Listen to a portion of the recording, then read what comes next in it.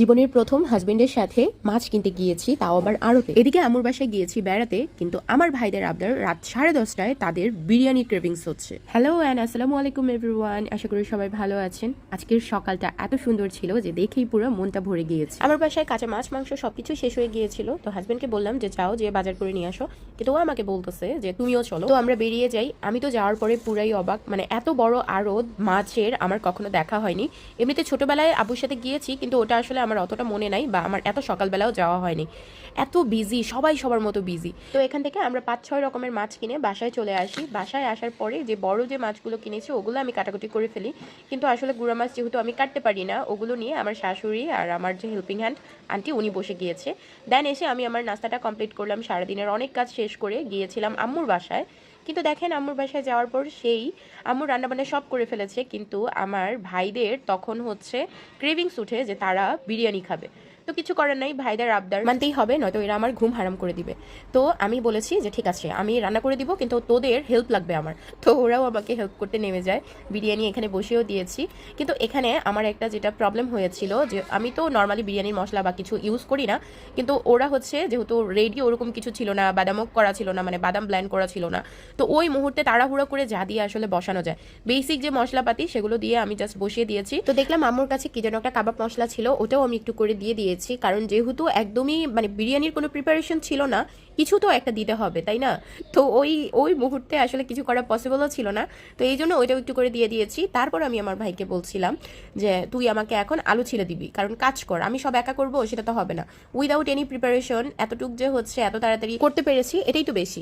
আসলে আমার ভাইরা কিন্তু এমনিতে আমাকে খুবই হেল্প করেছে, কারণ আমি যতক্ষণ কিচেনে ছিলাম ওরা একদম আমার সাথে সাথেই ছিল, কখন কি লাগবে কখন কি না লাগবে। তো আমার জন্য আসলে কাজটা ইজি হয়ে গিয়েছিল, কারণ আপনারা তো জানেন একটা বিরিয়ানি রান্না করা খুব বেশি ইজি না, আবার খুব বেশি কঠিনও না, যদিও এখন আর আমার কাছে সেরকম কঠিন লাগে না। বাট ওই যে বললাম যে প্রিপারেশনের একটা ব্যাপার আছে না, সেটা তো নেই। তার উপরে এদিক দিয়ে অনেক রাতও হয়ে যাচ্ছিল, অলমোস্ট 11:30টার মতো বাজে। তার উপর ওরা খাবে কি বিফ বিরিয়ানি, চিকেন হলেও তো ইনস্ট্যান্ট হয়ে যায়, বাট বিফটা তো হতে সময় লাগে, তাই না? তো আমি আবার ওদের একটু বকাঝকাও করেছি। হ্যাঁ, আমাকে আগে বললে তো আমি ওভাবে প্রিপারেশন নিয়ে আসতাম, বা হচ্ছে আমি আসলে সেদিন গিয়েছিলাম একটু ডক্টরের কাছে, আমার চোখে ইনস্ট্যান্ট একটু প্রবলেম দেখা দিয়েছে। মানে প্রবলেম মিনস হচ্ছে চোখ দিয়ে হঠাৎ মানে চোখ খুব চুলকাচ্ছিল, একটু হালকা পেইনও করছিল, বা আমার যেমন রিসেন্ট হচ্ছে দূরের জিনিসে ভালোই প্রবলেম হচ্ছে। তো আমি যেহেতু এমনিতে গ্লাস ইউজ করি, কিন্তু আমার ওই গ্লাসটা তো আসলে মনে হচ্ছিল হচ্ছে না। তো যার কারণে চোখের আমরা হচ্ছে একটু ডক্টরের কাছে গিয়েছিলাম, আমিও দেখিয়েছি, আমার হাজব্যান্ড প্লাস আমার শাশুড়ি, আমরা তিনজনই দেখিয়েছি। আমার চোখের পাওয়ারটা আরেকটু বেড়েছে। তো ওইখান থেকে জাস্ট আমি এসেছিলাম আম্মুর সাথে দেখা করতে, তখন ওরা আমাকে এই বিপদে ফেলে। তো যাই হোক, আমরা হচ্ছে মোটামুটি রান্না প্রায় মানে শেষের দিকে। এখানে আমি একটা যে গড়বড়টা করেছিলাম, বিরিয়ানির যে হচ্ছে পোলাওয়ের চালটা দেওয়া হয়েছে, মানে আম্মু যেটা দিয়েছিল সেটা আসলে আমাদের গ্রামের বাড়ির চাল ছিল। তো নর্মালি গ্রামের বাড়ির চালটা তো হতে খুব বেশি সময় লাগে না, এম আই রাইট? কিন্তু আমি তো জানতাম না যে এটা হচ্ছে বাড়ির চাল, আম্মু আমাকে বলে নাই। তো যার কারণে আমি পানির পরিমাণটা একটু বেশি দিয়ে দিয়েছিলাম। মানে বিরিয়ানিটা যেরকম ঝরঝরা হওয়ার কথা সেটা হয়নি, বাট মানে ওই রকম না যে একদম ল্যাটকা টাইপের হয়ে গিয়েছে, কিন্তু ঝরঝরা ব্যাপারটা হয়নি। যদিও আমার হাজব্যান্ড এটা আবার খুব পছন্দ করে যে একটু হালকা মাখো মাখো টাইপের থাকবে, তো ওর কাছে ভালোই লেগেছে। এমনিতে টেস্টের দিক থেকে যদি বলি, টেস্টও খারাপ ছিল না, টেস্টও ভালোই ছিল। মানে প্রপার বিরিয়ানির ওই অথেন্টিকটা না হলেও মোটামুটি কিছু একটা হয়েছে, খাওয়া গিয়েছে। আমরা আসলে লাস্টের দিকে আমাদের বিরিয়ানিটা নামাতে নামাতে অলমোস্ট 12টা 12:30টার কাছাকাছি বেজে গিয়েছিল। তো যার কারণে পরে আর কোনো ভিডিও ক্লিপ নেওয়া হয় নাই। এদিকে আব্বু গিয়েছিল একটা দাওয়াতে, আব্বু চলে এসেছে।